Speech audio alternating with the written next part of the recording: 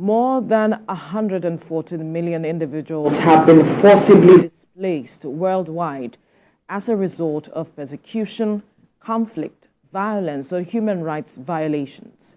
This is according to the United Nations High Commissioner for Refugees. The climate crisis is also a growing driver of displacement, with weather-related crises triggering more than twice as much displacement as conflict and violence.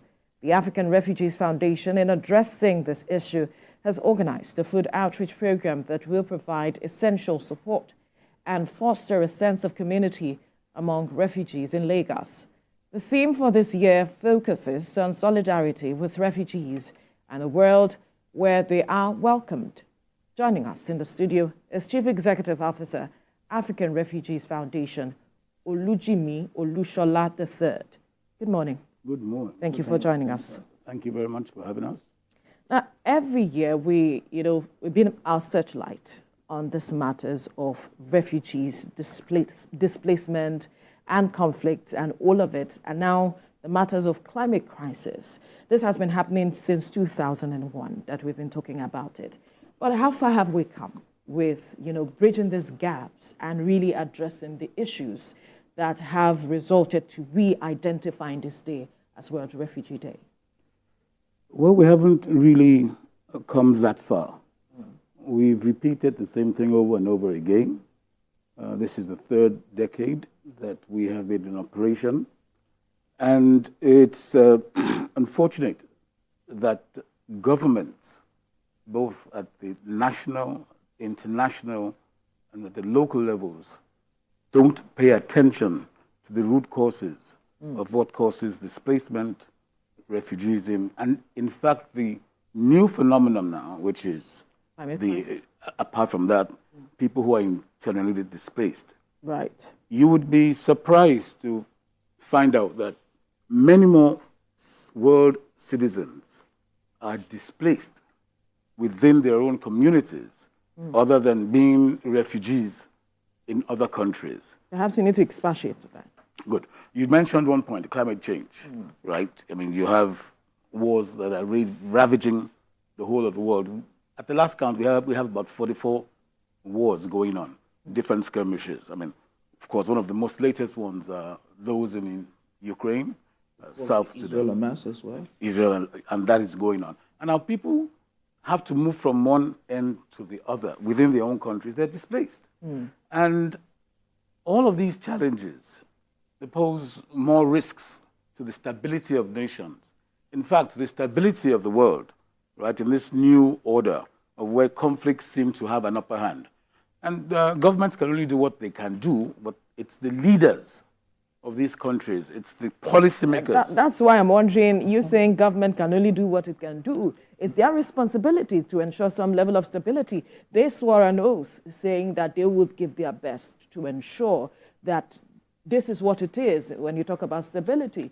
For instance, in Nigeria, we say the primary purpose of governance is the matter of securing lives and property and all of it. But then if there are conflicts, who takes the buck? Now, that's a very good question. And there are 1,001 answers you can always give. Absolutely. Right. I mean, governments are supposed to be elected democratically, right? In democratically elected nations, right? And when you get there, what you meet may be different from what you think you could do, right? And everybody thinks that it's resources that matter. Not really. It's the thinking of you who is taking responsibility in trying to lead a nation out of a crisis that is very crucial. And the thinking of your team is also very important, right? I mean, you could pump in all the resources, right, and not get any results. But if you have a team, if you have a core team of people who are strategizing as to how to reduce the core tensions within your community, or within your locality, or within your country, I mean, you could go forward. I mean, what are we talking about now? I mean, all we just need to see on the news media is what's going on in Israel, how there are conflicts within the cabinet itself, right? And how that conflict is creating a lot of tension within the communities that are there. So it's how you think, it's how you put forward your ideas to your people, it's how you can execute them. You may have all the money, but if you don't have the right parameters of ensuring that you can go from point A to point B and creating an environment that is safe, you would not be in a position to do anything. All right, so in all of this, we see that the war in Ukraine, Russia-Ukraine is still on, causing a severe humanitarian crisis. We also mentioned the Israel-Hamas war and some other skirmishes here and there in different localities in different countries. Is it that these leaders are not aware, or they just turn a blind eye to the refugee conflict in their countries? Because like she mentioned, we talk about this every year. But every year we talk about this, we still have fresh crises in several countries coming up. And before you know it, there's an escalation on our hands, and these people move to other developing countries, still causing the same kind of crisis. Look, right now, even if you want to forget about, put that aside, the front, which is in the front burner, crisis caused by wars, crisis caused by economic inactivities in your country, create migrants moving from step A to another country. Absolutely. I mean, in the UK, for instance, now, they're taking economic migrancy very serious, where you could just move, your families from here because you had to either go to school or start a new job or have a new a constituency of learning. Right? That isn't going on as smooth as it used to be, right? And you would have thousands of Africans who have moved into UK, US, and developing nations. Now, as to the thinking of people who create these wars, because it's a policy, you sit down in your cabinet, you see that there's something wrong, and you then say, look, we have to go and fight, right? So that is a natural government strategy in the countries that want to do that. I mean, at the end of the day, you are going to have to come and sit down to resolve that crisis. But you will have to talk, right? And no amount of warring would make a crisis like that come to an end. So why don't we start talking from day one instead of fighting from that day? Because after 10 years, and it's a lot of money that has been spent on armaments, that money could have been well channeled into ensuring that you could provide food, housing, and shelter. So these are challenges governments know about, and they will continue to perpetuate them for as long as they have, what we call democracy in these nations, right? You could call it democracy, you could call it the rule of law, you could call it socialism, right? So, I mean, if you cut across the whole divide, even in Africa itself, challenges are still occurring on a regular basis. We keep seeing the boats capsizing on the seas. Those who are illegal migrants wanting to go to other countries, for a better life, greener pastures, as it is often called. But then we also saw what the UK did recently, looking to deport some persons to Rwanda as it is, and they were to pay the government of Rwanda for that. And the place they were taking these people to are places where some other persons used to be. They're displacing these ones to bring in these persons. And the people within that locality were saying, we do not even have enough jobs. These persons that are being brought into these places, they were scared, basically. At the heart of it was their concerns. Let's look at how governments are even negotiating with themselves with regards to these things, like the example I gave right now. Trying to resettle people, because that is part of what World Refugee Day is about, how they integrate these people, because the persons who were there are already getting worried. We do not even have enough resources, and you're bringing in more people, and then you're displacing us from our jobs. Discrimination will begin to see that level attacks on these same persons who are looking for how they can resettle themselves. In 1991, I think, yes, around about that time when the foundation was created, there used to be a permanent refugee camp in Uru, Ogun State, Ijebu, Ogun State. And that was when you had the Liberian and Sierra Leonean wars and a few other wars, and, and the Horn of Africa, Ethiopian. We had a lot of refugees who came into Nigeria, and they were housed in Ijebu, Uru, in the camp. And at that time, the National Commission for Refugees was just the National Commission for Refugees then. Right?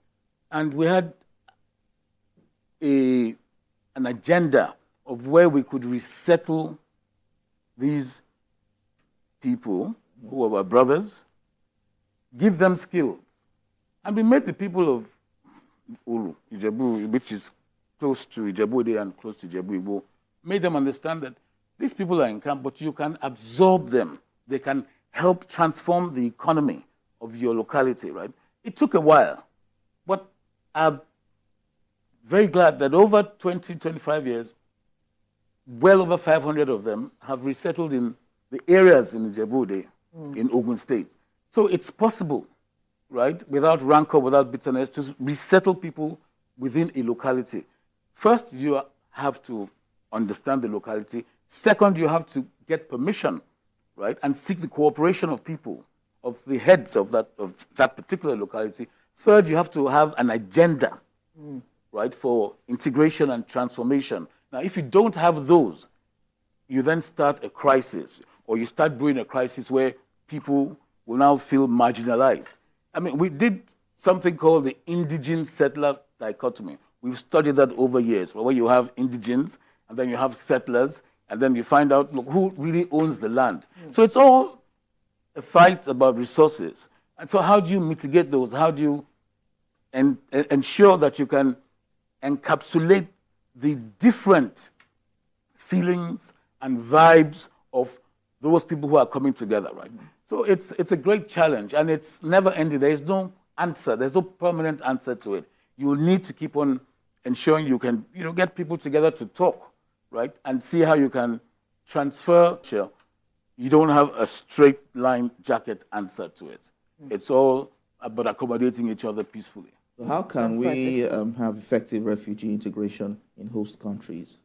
Well, first, there's legislation for that, okay? And then there must be interested parties who are ready to help, right? The government can't do everything. It's going to be left to people like you and I and other individuals who will say, look, okay, this is someone who's come from somewhere, doesn't have anything to do, has totally left his family or her family, nothing, and just comes into our country naked.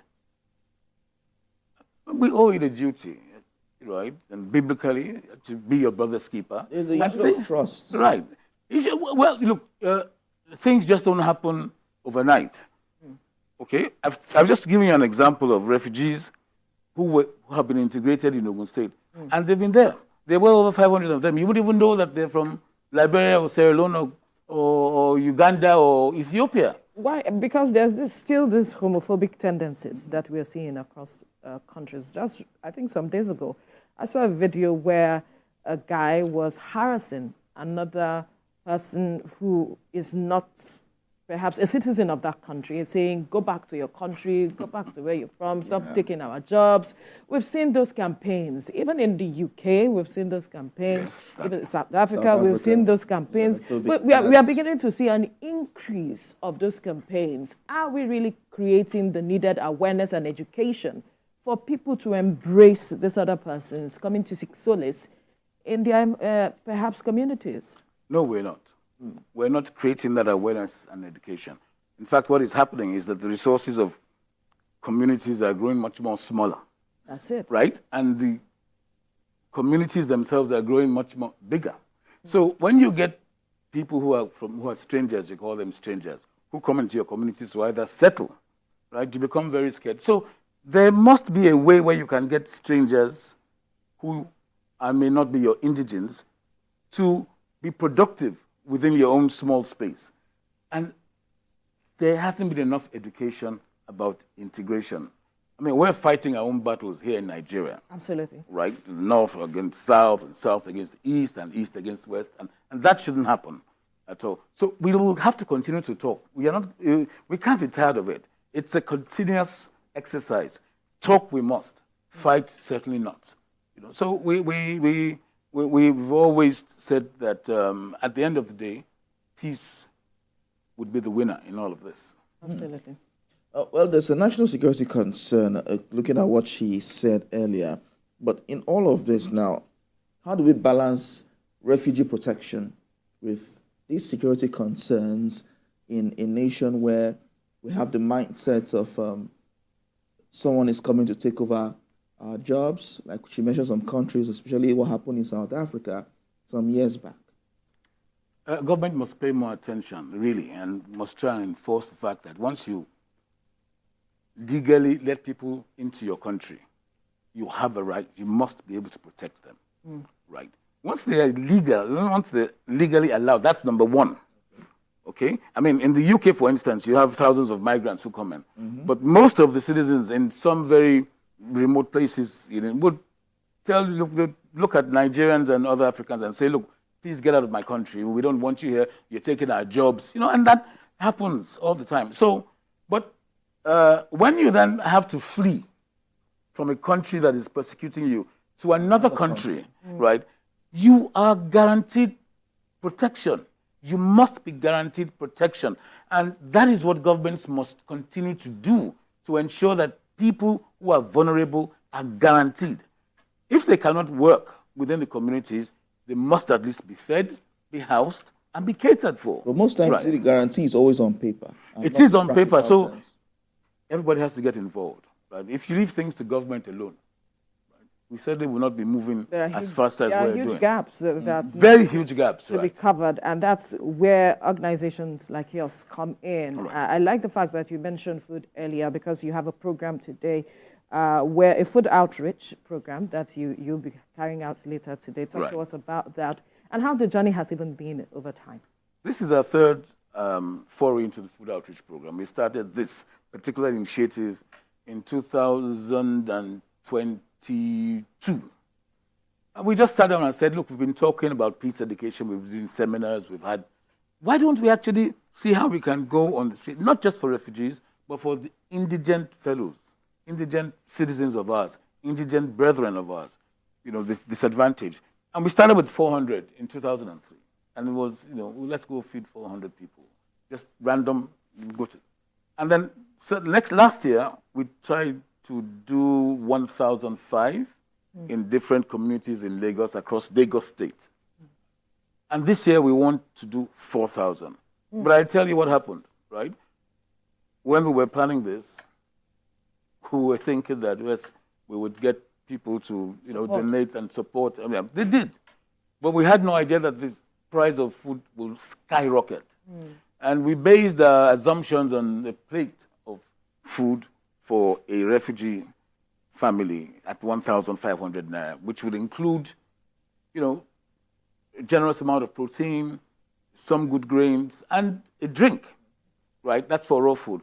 We also are going to be doing, that's for cooked food. We also are going to be doing raw food, where we can package it and hand it over to probably the head of the family, and that will be able to feed people for at least, a day or 3 or 4 people. But the cost of the materials have skyrocketed.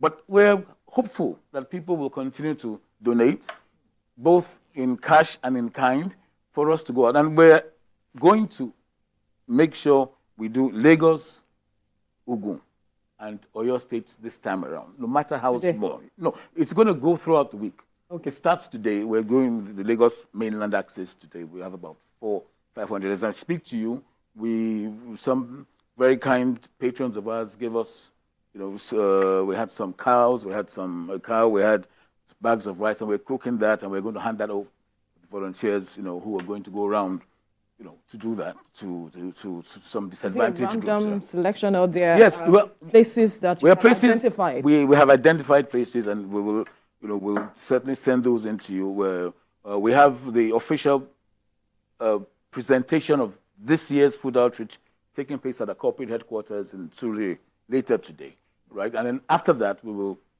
be proceeding to a few indigent communities within the Surrey axis, Shaga, and then one or two homes, right, to have a chat with them and then give them food. And unfortunately, that will be the only cooked food agenda for this program, because it took us, what we did last year was to employ the services of caterers who were friends of ours. You can't afford that. It certainly is not. A plate of food from a caterer minimum would cost you 3,000, 4,000. So I don't know how people cope with that. So we cannot take money from people and then justify having to spend that amount of money on a simple simple, nice, nourishable meal, which, that's going on today. It'll last from today, the 20th to the 30th of this month, celebrating World Refugees Day. Well, we call it World Refugees Week because we're going to be all involved, all encompassing. So this is the third in the series. And next year, we hope to extend it more, and we hope to take it out from our control. We want to make sure that other NGOs can get involved in their own localities. And so if we ask you, for instance, please promise us next year you're going to feed 10 people, send us the photograph.